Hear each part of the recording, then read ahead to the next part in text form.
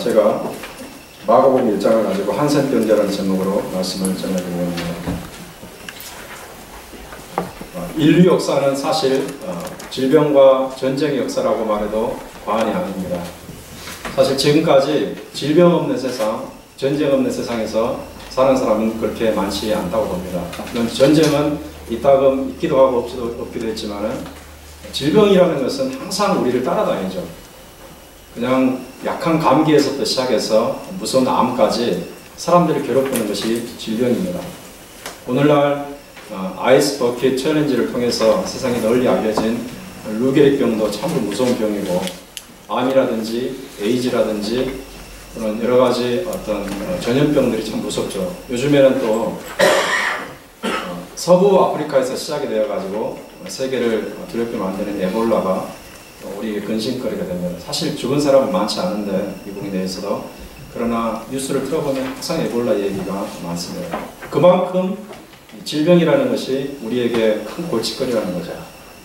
사실 질병을 통해서 수많은 사람이 죽었습니다. 어쩌면은 전쟁으로 인해서 죽는 사람보다 질병으로 인해서 죽는 사람이 더 많다고 생각이 될 정도입니다.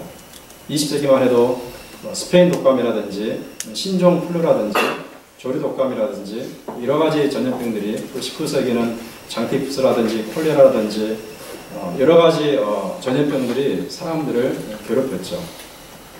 우리가 살고 있는 이 미국도 유럽 사람들이 여기에 왔잖아요. 그런데 유럽 사람들이 여기에 오기 전까지 아메리카 원주민들이 약 2천만 명 있었다고 그래요. 그런데 그 중에서 95% 이상이 죽었습니다. 유럽 사람들이 점령을 해서 그렇게 된 건데, 사실은 그들이 총으로 칼로 죽인 사람보다 그들이 유럽에서 가져온 전염병들, 그 전염병으로 인해서 죽은 원주민들이 훨씬 더 많습니다. 유럽 사람들은 이 면역성이 있기 때문에 괜찮지만은 이 아메리칸 원주민들은 면역성이 전혀 없기 때문에 그런 전염병에 조금만 노출돼도 목숨을 건지지 못하고 죽었어요. 그만큼 병이라는 것은 무서운 것이고 우리를 두렵게 하는 것입니다. 그런데 과거에는 우리가 성경의 내용을 보면은 과거 고대 시대에는 이 문둥병만큼 사람들을 두렵게 떨게 하는 그런 병이 없었던 것 같아요. 우리가 과거에는 문둥병이라고 불렀지만 또 요즘 바뀐 번역본을 보면 나병으로 이렇게 기록이 되고 있습니다. 원인을 살펴보니까 문둥병은 굉장히 좀 인격적으로 이렇게 비하하는 표현이라고 합니다. 똑같은 병인데, 근데 나병이라는 조금 더 순화된 표현을 쓰는데, 사실 제가 오늘 설교 제목을 문둥병자, 나병 환자 이렇게 쓰지 않고 한센병자라고 썼잖아요. 요즘에는 사실 그 병에 걸린 사람들을 나병 환자가 이렇게 불러도 기분 나쁘게 생각한다고 그래요. 한센병자라고 불러야 된다고 해요. 왜 그러냐면요, 이 1870년대에 한센이라는 노르웨이 학자가 이 병의 병균을 발견하고서 그때부터 이 병을 한센병이라, 옛날에 한센 C병이라 그랬는데 요즘에는 또 한센병이라 이렇게 부릅니다. 그래서 이제 한센병으로 불리기를 원하는데, 이 병이 사실 우리나라에서도 상당히 그 위력을 갖췄습니다. 요즘에도 그 나병 환자들이 모여 사는 집성촌이 있잖아요, 여러분. 많이 들어보셨죠? 어디입니까? 소록도라고. 네. 그런데 소록도 외에도 다른 곳에 여러 군데가 집성촌이 있습니다. 1900년대 초반에도 이 나병에 걸린 사람들이 이 전국을 떠돌면서 유랑생활을 했다는 그런 기록이 있습니다. 왜 그러냐면은 나병에 걸린 사람들은 이 하늘의 천벌을 받았다 이렇게 얘기했어요. 왜 그럽니까? 얼굴이 이상하게 이렇게 이그러지잖아요. 이렇게 코가 떨어져 나가고 피부가 떨어져 나가고 피고름이 생기고 눈썹이 없어지고 눈이 이렇게 퉁퉁 붓고 머리가 다 빠지고 이러니까 이 나병은 하늘에서 내린 재앙이다, 천벌이다 이렇게 여기면서 동네에서도 살지 못하고 이리저리 유랑하던 사람들이 상당히 많았습니다. 그런데 그 당시에 어린이들에게 이 나병이 굉장히 무서운 존재였습니다. 왜? 어린이들을 공격해서가 아니라 문둥병 환자들이 어린이들의 간을 먹으면 치유된다는 이 근거 없는 속설이 퍼져가지고 어린이들이 귀신보다 더 무서워하는, 호랑이보다 더 무서워하는 존재가 바로 나병 환자였습니다. 그 당시에 신문 가운데 1928년에 그 5월에 발간된 신문 가운데 나병에 심하게 걸린 사람이 7세 소녀를 잡아가지고 먹었다는 무시무시한 기록도 있고요. 1948년 8월에는 대구에 사는 어떤 사람이 자기 부인이 나병으로 심히 고생하자 자기 부인을 살리기 위해서 공동묘지에 가가지고 2세 아이의 시체를 파내서 그것을 술에 담가서 먹였다는 그런 무시무시한 기록도 있습니다. 이렇게 나병이라는 것이 사람들에게는 너무나 고통스러운, 그 사람을 보기만 해도 끔찍한 그런 병이었습니다. 천벌로 여겨진 거죠. 우리 기독교인들은 사실은 이 나병에 대해서 많이 들었습니다. 저도 어려서부터 문둥병이라는 말을 많이 들었는데 세상에서 듣기 전부터 성경을 통해서 들었어요. 왜 그러는가? 성경에는 문둥병이라는 표현이 무려 54회나 기록이 되고 있습니다. 특별히 여러분들이 관심이 있으시면 레위기를 보시면 거기에 많이 나타납니다. 우리가 성경을 보다가도 창세기부터 읽어야지 결심을 하고 읽기 시작하는데 어디에서 많이 중단합니까? 출애굽기 25장부터 중단했다가 또다시 건너뛰었다가 레위기 1장부터 또 중단하게 됩니다. 출애굽기 25장부터는 이 성막이라든지 이 성막에 관계된 것들을 만드는 그런 규례들이 있어가지고 굉장히 지루하고 또 다시 사건이 계속되지만은 레위기 1장부터는 제사에 관한 것들이 기록이 되어서 너무 이렇게 재미가 없어요. 그래서 대부분 레위기에서 중단하고 하는데 이 레위기에 보면은 문둥병에 관한 규례가 상세하게 나와 있습니다. 일단 사람이 문둥병에 걸렸다고 생각하면은 어떻게 해야 되냐면요, 제사장에게 찾아가야 됩니다. 제사장에게 찾아가지고 자기 환처를 보입니다. 그러면은 제사장이 보고서 이것은 문둥병이다. 이 사람은 아직 문둥병에 걸리지는 않았다. 이렇게 판단을 해가지고 문둥병이라고 판단이 되면은 이 사람을 격리시킵니다. 집에서 살지 못하고 동네 안에서 살지 못하고 밖에서 살아야 됩니다. 동굴 같은 데서 숨어서 이렇게 외롭게 쓸쓸히 살아가는 사람들이 나병 환자들이었습니다. 그러나 다시 이 사람이 자기 몸이 어떤 하나님의 은혜로 어떤 기적을 통해서 어떤 이유로든지 치료가 된다고 느끼면은 그냥 자기 집에 들어가서 살 수가 없습니다. 다시 누구에게 가야 되냐면은 제사장에게 찾아가야 됩니다. 다시 그 몸을 보이면서 제사장의 진단과 판단을 기다립니다. 제사장이 볼 때에 이 사람이 다 나았구나 이렇게 진단이 되면은 완치 판정을 내리고 제사를 드리게 합니다. 그런 다음에 다시 집에 들어가서 살 수 있는 허락을 내립니다. 이렇게 해서 비로소 이 사람이 다시 가족의 일원으로서 사회 공동체의 일원으로서 살아가게 되었어요. 오늘 우리가 읽은 본문에 보면은 이 나병으로 고생하는 사람이 주인공으로 나타납니다. 제가 요즘에 예수를 만난 사람들 시리즈를 계속해서 하고 있는데 이 사람 역시 예수를 만났습니다. 그런데 어떤 상태에서 예수를 만납니까? 나병이라는 무시무시한 질병에 걸린 상태에서 예수를 만나게 됩니다. 어쩌면 이 사람은 이 필사적이고 절박한 심령으로 예수께 나왔을까요? 왜 그럽니까, 여러분? 지금 예수는 어디에 있냐면요, 마을 밖, 외관 어떤 한적한 곳에 있는 것이 아니라 마을 안에 있습니다. 문둥병자는 어디에 살고 있습니까? 마을 밖에서 격리되어 살고 있잖아요. 예수를 찾기 위해서는 어떻게 해야 됩니까, 여러분? 마을로 들어와야 되겠죠. 근데 마을로 들어오게 되면요, 누구의 눈에 띄게 되겠습니까, 여러분? 사람들의 눈에 띄게 되잖아요. 만약에 이 나병에 걸린 사람이 마을에 들어와서 사람들의 눈에 띄게 되면 사람들이 돌을 들어서 칠 수가 있습니다. 그러니까 이 사람이 나병이 있는 상태에서 마을 안에 있는 예수를 찾았다는 것은 그러한 위험성을 각오하고 찾았다는 것을 알 수가 있습니다.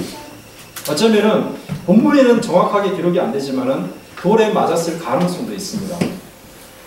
그런데 왜 이 사람이 예수를 찾을까요, 여러분? 사람들이 눈에 띄게 되면 돌에 맞아야 되는데 어쩌면 죽을 수도 있는데 왜 이 사람이 예수를 찾을 수밖에 없는 것일까요? 절박하기 때문에 그런 겁니다, 여러분. 예수라는 사람의 소문을 들었는데 그 사람은 심지어 죽은 자도 살린다는 그런 내용을 들었어요. 그렇다면 사람들이 천벌로 여기는 이 병까지 그분이 치료하지 않을까? 한 가닥 소망이 생기지 않았겠습니까? 이 예수가 이 말에 들어왔는데 지금 찾아가지 않으면 예수를 만날 수 없는, 그렇게 절박하게 생각하니까 이 기회를 놓칠 수가 없는 것입니다. 비록 장애가 있고 비록 사람들이 자기를 칠 수 있는 그런 환경이지만은 그럼에도 불구하고 예수를 찾아가는 것입니다. 그래서 이 사람은 예수를 통해서 그 무시무시한 질병을 치유받는 놀라운 역사를 체험하게 되는 것입니다. 이런 어떤 마음이 있어야지 사실 예수를 만나요. 그냥 이래도 흥 저래도 흥 이런 마음으로 살아가는 사람들은 예수를 만날 수가 없습니다. 그냥 무슨 사건이 생겨서 예수를 만나지겠지, 이것은요 아주 잘못된 생각입니다. 사실 우리에게 절박한 마음이 있어야 돼요. 내가 무슨 사건을 당해서 그런 마음을 가질 수도 있고, 네, 사건을 만나지 않았지만은 어떤 영적인 깊은 고뇌 가운데서 그런 마음을 가질 수도 있습니다. 중요한 것은 내가 이제 예수를 만나지 않으면 소망이 없다라는 생각을 가져야 돼요. 내가 이 기회에 예수를 만나지 않으면 나는 소망이 없다, 이런 절박한 심정으로 예수를 만나야 되는 것입니다. 이렇게 예수에 갔을 때에 이 사람은 어떤 은혜를 받습니까? 우리 예수님께서 치료하시죠. 이 사람이 그렇게 얘기합니다. 주님, 당신이 원하시면 나를 깨끗하게 할 수가 있습니다. 무작정 고쳐달라고 말하는 것은 아닙니다. 당신이 원하시면, 당신께서 나를 치유하는 것이 당신의 뜻이라면 나를 치유할 수 있습니다. 겸손한 자세로, 정말 절박하지만 겸손한 자세로 주님께 아뢰를 때에 주께서 반응이 무엇입니까? 주께서 보인 반응이 무엇입니까? 41절에 보니까 뭐라고 되어 있습니까? 그를 보시고 불쌍히 여겼다라고 되어 있습니다. 불쌍히 여겼다. 과거 개혁 성경을 보니까, 이거는 지금 개혁 개정판이고요. 한글 개혁판을 보면은 그를 보시고 민망히 여기셨다라고 되어 있습니다. 좀 어려운 말이죠, 민망히 여기다는 것은. 그런데 영어 성경들을 찾아보니까 킹 제임스에는 moved with compassion으로 되어 있고 NIV에는 filled with compassion으로 되어 있습니다. 그러니까 동정심이 우러나서 예수님이 마음에 감동이 생겼다는 거죠. 동정심으로 충만해가지고 그 사람을 보고 감동이 생겼다는 거죠. 원문을 찾아보니까 헬라어로는 그 단어가 무슨 뜻이냐면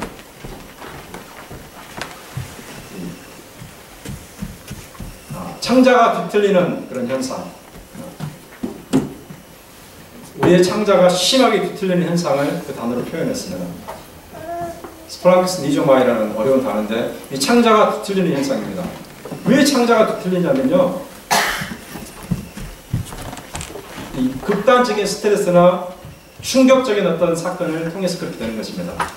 예를 들어서 여러분 쉽게 설명하면은, 제가 어렸을 때에 6살인가 7살인가 기억합니다. 제가 정확하게 기억합니다. 나이는 잘 모르겠지만 제가 형을 이제 데리러 갔는데 저녁밥 먹으라고 엄마가 데려오라고 그랬어요. 그래서 제가 집에서 걸어서 한 2, 3분밖에 안 되는 방앗간이 있었는데, 방앗간 마당이 넓잖아요. 그래서 거기서 형들이 이렇게 야구를 하고 있었어요. 그냥 우리 시골에 살았는데 형을 부르러 갔는데 제가 어리석게도 타자와 포수가 있는 자리로 이렇게 지나갔습니다. 타자가 저보다 7살 많은 형이었는데 키도 컸어요. 그 형이 저를 쳐버렸습니다. 모르겠어요. 실수로 그랬겠죠. 야구 방망이 쳐가지고 제가 그때 피가 뭐 한 바가지나 흘렸을 거예요. 이마를 맞았습니다. 이마를. 완전히 제가 쓰러진 적이 있는데 살아난 것이 하나님의 은혜죠. 예, 이마를 맞아서 죽을 수도 있는데, 자, 그러한 그 아들이, 막내 아들이 방망이 맞아가지고 피를 흘리고 쓰러져 있는 그런 상황을 볼 때 엄마의 마음이 어떻겠습니까, 여러분? 속이 뒤집히지 않겠습니까? 창자가 뒤틀리지 않겠습니까? 바로 그것을 묘사하는 단어가 바로 이 단어입니다. 예수님께서 문둥병자를 보실 때에 너무너무 기가 막힌 거예요. 속이 뒤틀리는 겁니다. 그 흉악한 모습을 보고 그런 게 아니에요. 그 사람이 당하고 있는 이 고초가 얼마나 심할 것인가. 그 사람을 괴롭히고 있는 이 병이 얼마나 무서운 것인가. 그런 병을 가지고서도 돌에 맞을 각오를 하면서까지 나를 찾아온 그 사람의 심정이 어땠을까. 이런 것을 생각할 때에 예수님의 마음이 뒤틀리는 겁니다. 심장이 뒤틀리는 겁니다. 그래서 그에 대한 애틋한 마음으로 예수님께서 치료하기를 시작하는 겁니다. 바로 이것이 치유의 시작입니다. 바로 예수님의 그런 마음이 치유의 시작점이 됩니다. 사실 우리도 주님께서 보실 때는 흉악한 귀신 들린 사람과 같고 무시무시한 병에 들린 사람과 같습니다. 영적으로 방황하고 하나님을 떠나서 제 멋대로 살아가요. 그런 모습을 주님이 하늘에서 보시고 이 창자가 뒤틀리는 그런 마음을 이 땅에 오셨어요. 우리를 건져내기 위해서 오신 것입니다. 우리에 대한 그런 연민의 마음, 동정심의 마음, 불쌍히 여기는 마음, 긍휼히 여기는 마음, 사고 나서 피를 철철 흘리고 있는 자식을 바라보는 그 어머니의 마음으로 예수님께서 이 땅에 오셔서 우리에게 구원을 주신 것입니다. 이것이 구원의 시작점입니다. 그런 긍휼의 마음이 이제 어떻게 행동으로 나타납니까? 여러분 계속의 성경을 보시면은 예수님께서 손을 내밀어 그에게 대셨다는 표현이 있습니다. 손을 내밀었다. 손을 내밀어서 그의 머리에 얹으셨습니다. 이것은 참 우리가 예상하지 못했던 그런 동작입니다. 왜 그러냐면 여러분 생각해 보세요. 여러분 앞에 이그러지고 피고름이 흐르고 있는 그런 문득병자가 있다고 생각해 보세요. 여러분 터치하고 싶겠습니까? 터치할 수가 없겠죠. 그런데 예수님께서는 상관하지 않고 터치하십니다. 사실 이 세상에 종교 지도자라고 일컬음을 받고 스스로 종교 지도자라고 말하는 사람이 많이 있습니다. 그런데 그 수많은 종교 지도자들 가운데서 예수님처럼 그렇게 터치한 사람이 있었을까? 없다고 봅니다. 예수님께서는 그 신적인 사랑과 우리 자신에 대한 너무나 그 애틋한 마음으로 터치를 하심으로써 그의 사랑을 그가 느끼기를 원하는 겁니다.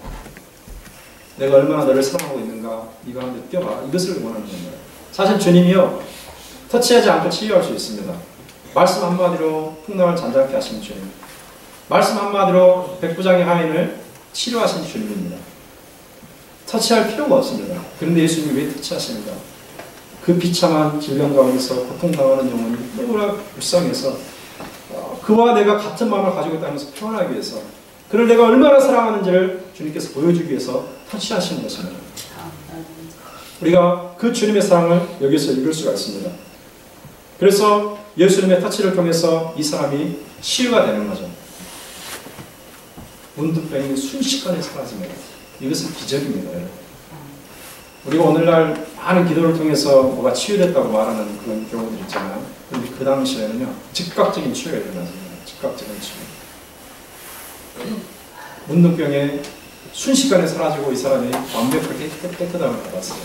주님께서 이제 그에게 지시를 내립니다. 무슨 지시입니까? 즉각적으로 제사장에 가가지고 너의 환처를 보이고 모세가 명한 예물을 제단에 드려라. 이것은 왜 그러한가? 아까 제가 말씀드린 것처럼 이 문둥병에 관한 모든 진단과 모든 판단은 제사장이 내린다고 그랬잖아요.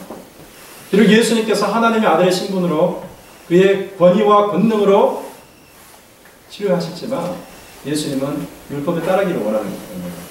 그래서 제사장에게 가서 보이라. 그리고 제물을 드리고 다시 마을로 복귀하라. 이와 같은 규례를 주신 것입니다. 그리고 자기에 대해서는 말하지 말라고 그랬어요. 물론 여러 가지 신학적인 이유가 있지만 예수님은 자기를 드러내기를 원치 않습니다. 오늘날 누군가를 치유했다고 막 떠들어대고 사람들에게 알리는 그런 많은 사람들이 있는데 주님은 그렇게 하지 않으십니다. 완벽하게 치유하셨으면서도 입을 다물라고 합니다. 그런데 그 사람이 여러분 그 마음에 담고 있을 수가 있겠습니까? 일평생 가장 놀라운 기적을 경험했는데 그걸 마음에 담고 있을 수가 있겠습니까? 도저히 그럴 수가 없는 것입니다. 그래서 이 사람이 가는 곳마다 사람들에게 말을 합니다. 널리 전파가 되는 거예요. 어쩔 수가 없는 겁니다. 여러분. 주님이 그렇게 말했지만 내가 만난 예수, 내가 체험한 기적 이것을 마음에 담고 있을 수가 있겠습니까? 증거할 수밖에 없는 것입니다. 왜 우리가 증거하지 못하는가? 확신이 없기 때문에 그런가 보다. 정말 예수를 만났다는 그런 증거가 있다면 예수를 만나서 내 인생이 변화되었다. 그런 확신이 있다면 내가 만난 예수 보는 사람마다 안전할 수가 없다고 봅니다. 처하게 되는 거예요. 나 예수를 만났어요. 내 하나님 만났어요. 내 인생이 이렇게 변화되었어요. 당신도 좀 예수 믿기를 원합니다. 알리고 전파하고 증거하는 것이 당연한 현상입니다.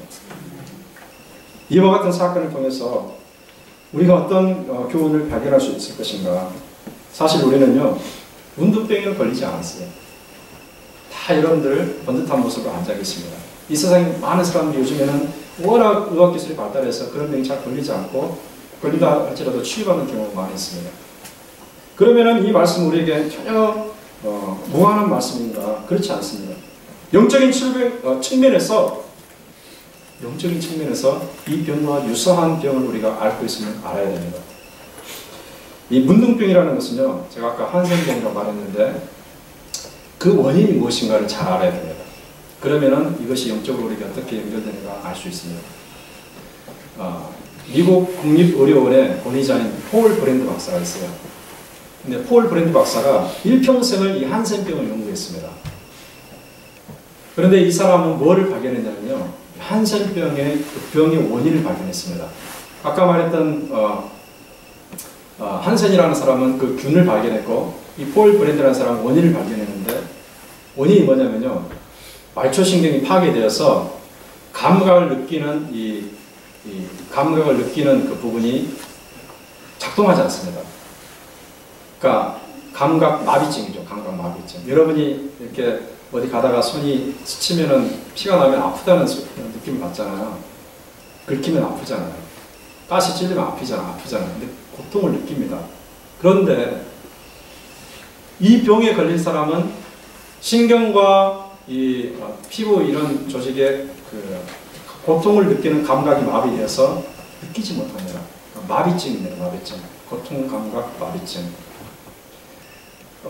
추운 겨울에 어떤 아이가 집에 난로가 있는데 자기도 모르게 난로에 이렇게 손을 터치했어요. 난로가 이러면 어떻습니까? 온도가. 옛날에 여러분 난로 있었잖아요. 교회도 난로 피워놓고. 요즘 난로가 많이 없지만 옛날 난로가 있어요. 석유 난로, 무슨 나무 난로가 있었는데 난로의 표면에 대기만 해도 화상을 입습니다. 그런데 그 아이는 손을 대고도 잘 뜨거운 줄 모릅니다. 다른 데 이렇게 돌아봅니다. 근데 여기 연기가 나고 있고 나중에 보니까 손이 다 타버려요. 아픔을 모르는 겁니다. 또 어떤 사람은 아주 추운 겨울에 수도가 꽁꽁 얼었어요. 여러분 옛날에도 그런 경험이 있잖아요. 수도가 완전히 얼은 경험이 있잖아요. 근데 물이 필요해서 수도를 틀어야 됩니다. 그런데 그 꽁꽁 얼은 수도를 틀기 위해서는 어른도 할 수가 없어서 장비를 사용해야 됩니다. 렌치 같은 걸 사용해서 풀 수 있는데 그 사람은 남자도 아닌데도 그걸 잡고서 비트는데 아픔을 못 느끼니까 자기가 할 수 있는 힘의 여러 배를 동원해서 틀다 보니까 손이 벗겨지고 신경이 끊어지고 심지어 피까지 나서 손가락이 부러지는, 그래도 모르는 거예요. 자, 이런 고통 감각 마비증이 사실은 이 한센병의 원인이라는 것을 밝혀냈어요. 95% 이상이 그렇다고 그럽니다. 자, 그러면 이것이 우리에게 어떻게 적용이 되겠는가? 사람들은요, 영적으로 문제가 있음에도 불구하고 느끼지 못하는 경우가 있어요. 자기가 죄를 지었음에도 불구하고 그것을 느끼지 못하는 경우가 있습니다. 제가 지난주에 양심에 화인 맞았다는 표현을 썼는데 그건 성경의 표현입니다. 양심이 작동을 하지 않습니다. 자기가 옳고 그름의 분별력이 없어지는 것입니다. 그래서 자꾸 죄를 범하는 겁니다. 보니까 20대 초반에 어떤 청년이 삼수를 하고 있었습니다. 대학에 연속 2번 떨어져서 삼수를 하고 있었는데 목표도 없고 빈둥거리면서 그냥 누워만 지내요.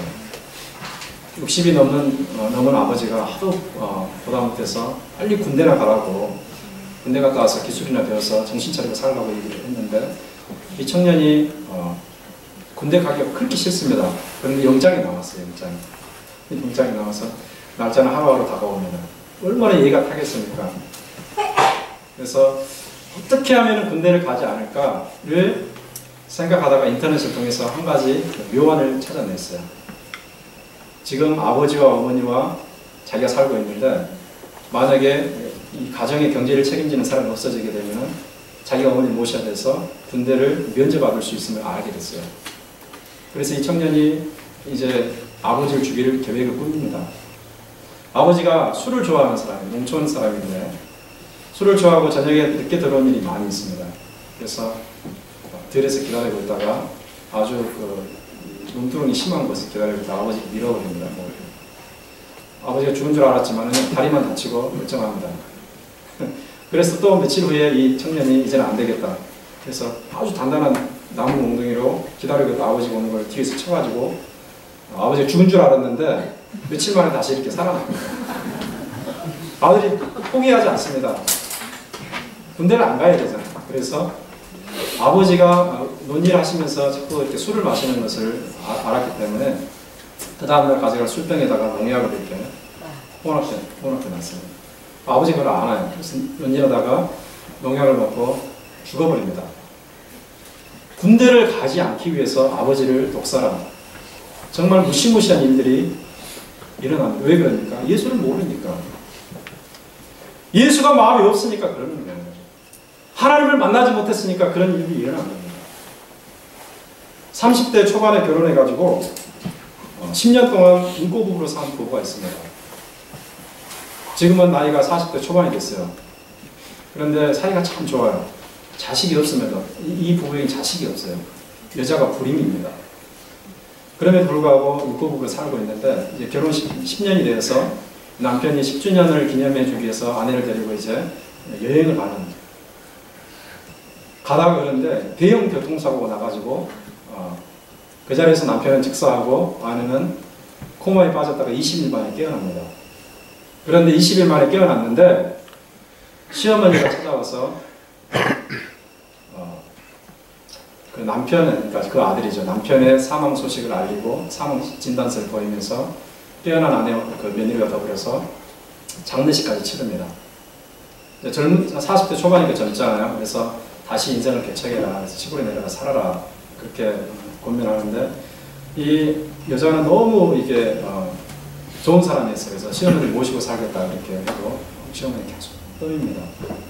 이 여자가 오래전에 드러났던 보험을 생각해내서 보험회사에 찾아갔는데요. 3억 원 정도의 보험을 했습니다. 그래서 이것을 가지고 가게를 더 꾸리며 살아야겠다 생각하고 찾아갔는데 거기에서 놀라운 소식을 듣게 되는데 자기 남편이 죽지 않았다는 거죠. 그래서 자기는 보험 사기범으로 몰리게 됩니다. 믿을 수가 없어가지고 동사무소에 가서 확인해 봅니다. 근데 사망 진단이 없어요. 사망 신고가 없습니다. 너무너무 충격을 받은 거죠. 그래서 시어머니 집에 찾아가면 시어머니 굉장히 잘 살아요. 찾아가는데 시어머니가 집에 들어오는 그렇게 말리는 거예요. 너무 이상한 거죠. 그런데 놀라운 사실이 밝혀지는데 그 남편이 살아있는 것을 보았습니다. 하나도 다치지 않고 멀쩡하게 살아있어요. 근데 더 놀라운 것은 뭐냐? 자기가 여행을 가기 전에 시어머니와 자기 남편이 소개해준 남편의 사촌, 육촌 여동생이 만삭이 되어 있었습니다. 그런데 그 여자가 아기를 안고서 그 어머니를 어머니라 부르고 자기 남편을 여보라고 부르면서 나오는 기가 막힌 일이 벌어집니다. 자초지종을 알고 보니까 그 남편이 2년 전에 사업을 하다가 옆에서 사업을 하던 그 젊은 여자와 눈이 맞아가지고 이렇게 내연 관계를 발전했어요. 그러다가 그 여자가 아기를 뵀어요. 그 시어머니와 남편이 이 일을 꾸민 겁니다. 그 여자를 받아들이고 자기 부인을 내쫓기 위해서 교통사고를 계획합니다. 출발하기 전에 남편이 미리서 그 조수석에 있는 안전벨트를 고장내고 있어요. 안전벨트 없이 여자는 가는 거죠. 남편이 가다가 어떤 시점에서 일부러 대형 사고를 내가지고 여자가 그 자리에서 머리가 다쳐서 20일간 코마에 빠졌잖아요. 근데 남자는 이 안전벨트를 메고 있었기 때문에 다행히 살아났습니다. 다치지 않고. 여러분 기가 막히지 않습니까? 왜 그런 사실, 그런 이 흉악무도한 죄를 짓는 것입니까? 예수가 없어요. 하나님을 알지 못합니다. 그 마음에 하나님의 생명이 없기 때문에 예수를 모르기 때문에 기가 막힌 일들을 하는 거예요. 이러한 모습이 좀 극단적인 모습 같잖아요. 그런데 여러분 이것이 믿지 않는 사람들의 모습을 대표적으로 보여주는 사건이라고 말할 수가 있습니다. 돈 때문에 형제간에 싸우고 죽이고 부모를 죽이는 일도 있습니다. 보험금을 노리고 자기 부인을 죽이는 일도 있어요. 돈이라는 것 때문에 사람들이 눈이 멀어서 사람들을 죽입니다. 저 얼마 전에 제가 글도 올렸지만 거기 보면은 자기를 평생 뒷바라지해가 대학 교수까지 만든 그 어머니, 그리고 자기의 모든 재산을 다 준 그 어머니, 그 어머니를 돈을 다 빼앗고 내팽개치고 좀 자기 생활비 좀 달라고 하니까 어머니를 폭력까지 행사하는, 그런데 어머니가 90이 넘은 분인데요. 그럼 그럴 수가 있습니까? 그 안에 예수가 있었다면 그럴 수가 없는 것입니다. 인륜이라는 조그만 그런 도덕심만 있어 그렇게 할 수가 없는 것입니다. 예수가 없기 때문에 모르는 겁니다. 요즘에 노인들이 굉장히 어려운 삶을 사는 거 여러분 잘 아시죠? 평균 수명은 늘어났는데 경제력은 되지 않으니까 어려운 삶을 살아가고 있습니다. 노인들이 그래서 그 노후 대책을 하기 위해서 여러 가지 고민도 하고 돈 벌 궁리도 하는데 이런 심리를 이용하는 사기꾼들이 많이 생겨났습니다. 아무런 쓸모도 없는 땅을 개발된 택지라고 속여가지고 수억 원을 갈취하는 일도 있고요. 돌려받을 수가 없습니다. 평생 모아둔 돈을 다 잃게 됩니다. 자식에게 기대지 않고 잘 살아보려고 투자할 곳을 찾는 그런 노인들에게 있지도 않은 가상의 투자회사를 소개하면서 투자하면은 매달 400만 원, 500만이 들어온다. 통장에 들어온다. 이게 소개해가지고 수백억 원대를 갈취한 사기꾼들도 있습니다. 왜 그러는 것입니까? 예수가 없기 때문에 그러는 거예요. 예수가 그 안에 있으면은 그렇게 할 수가 있겠습니까, 여러분? 예수 없는 사람들이 이런 모습입니다. 양심이 마비되고 도덕적인 판단력이 없어지는 것입니다. 자기 이익이 된다고 생각하면 다른 사람 어떻게 되든지 상관하지 않습니다. 오히려 어리숙한 사람들, 순진한 사람들을 속이면서 협박과 공갈과 위해를 가하는 것이 이런 사람들의 모습이에요. 경찰에 잡혀도요, 잘못했다고 말하지 않아요. 그래서 인류에게 예수가 필요한 겁니다. 예수 믿은 사람들이 어떻게 변화됩니까? 예수 믿는 사람들은 그 모든 죄악에서 조금씩 벗어나게 됩니다. 도박에서 벗어나고, 중독에서 벗어나고, 증오에서 벗어나고, 악한 삶에서 벗어나게 됩니다. 하나님이 원하는 선한 삶을 갈망하면서 새롭게 변화되는 것이 예수 믿는 사람들. 그래서 예수 없는 사람들이 예수를 만나야 돼요. 그래서 인류에게 예수가 필요한 것입니다. 여러분 중에 혹시 가끔씩, 아주 가끔씩 교회 다니고 예수 믿는 것이 힘들게 느낄 때가 혹시 있습니까? 한번 큰 소리 한번 확 지르고 싶은데 예수 믿는 것 때문에 꾹꾹 눌러 참아야 되는 경우도 있잖아요. 예수 안 믿고 좀 나 자유롭게 좀 살아갔으면 좀 얼마나 좋겠는데, 그렇게 생각하신 적이 혹시 있으십니까? 뭔가 예수 믿으면 속박되는 것 같고 구속되는 것 같고 자유를 상실하는 것 같은 그런 마음을 가질 때도 있을 수 있다고 봅니다. 신앙회에 빠지고 어려움에 처할 때 교회를 떠나서 좀 자유롭게 좀 살아가고 싶은 마음이 있을 때도 있다고 봅니다. 그러나 여러분, 그런 마음을 이끌려서 우리가 엉뚱한 곳에 가면 안 됩니다. 우리가 예수가 없어질 때, 우리가 하나님의 밖에 살아갈 때 우리는요, 흉악한 모습으로 돌변할 수밖에 없어요. 양심은 마비되고 우리는 정말 흉악무도한 그런 사람으로 변화될 수가 있습니다. 하나님께서 원하시는 그 거룩한 모습으로 변화되는 것이 아니라 그 치유 불가능한 인간의 그 흉악무도한 모습으로 바뀐다는 거죠. 여러분, 2000년 전에 나병 환자는 자신의 모습을 보고서 절망했어요. 도저히 이렇게 살아갈 수 없다고 판단합니다. 나는 도저히 이렇게 살아갈 수가 없다. 탈출구를 찾았어요. 예수에게서 그 탈출구를 발견한 것 때문에. 그래서 목숨을 이를 각오를 하고 주님을 찾아가서 치유받는 역사가 있습니다. 여러분, 가장 불행한 사람이 누구라고 생각하십니까? 가장 불행한 사람. 가장 불행한 사람은요, 가난한 사람도 아닙니다.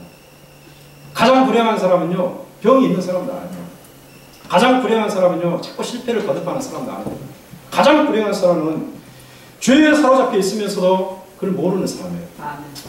사탄의 하수인으로 이리저리 끌려다니면서도 그것을 깨닫지 못하는 사람이 가장 불행한 사람입니다. 자기 자신의 현실에 대해서 인식하지 못하고 예수에게 무릎을 꿇지 못하는 사람이 가장 불행한 사람이에요. 예수님을 통해서 치유받고 해결받아야 될 문제가 있음에도 불구하고 그것을 알지 못하고 그냥 아무런 문제도 없는 양 그렇게 살아가는 사람, 이 사람이 가장 불행한 사람입니다. 발걸음을 돌려야 돼요. 누구에게로 돌려야 됩니까? 예수에게로 돌려야 됩니다. 예수님께 무릎을 꿇어야 됩니다. 예수님께 자비를 구해야 돼요. 예수님을 통해서 문제 가운데서 벗어나야 됩니다. 문제 가운데서 벗어나야 돼요.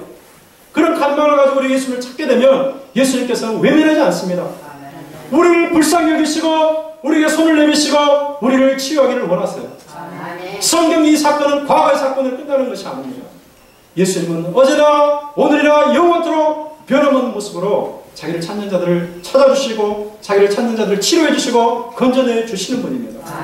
여러분 이 시간에 혹시 여러분들이 예수님이 필요한 그런 상태에 있다면 주님께 나아가시기 바랍니다. 그리고 여러분 주위에 이렇게 예수님을 필요로 하는 사람이 있다면 예수님을 소개하시기 바랍니다. 예수님을 알리셔야 돼요. 내가 만난 예수, 내가 만난 하나님을 증거하시기 바랍니다. 그래서 여러분과 여러분의 가족과 여러분의 주위에 있는 사람들이 다 예수 믿고 정말 하나님의 능력을 받아서 이 땅에서 주께서 주시는 그 기쁨과 주께서 주시는 확신을 가지고 은혜 받는 삶, 은총이 넘쳐나는 삶, 그런 삶을 살아가시기를 주님의 이름으로 축원합니다.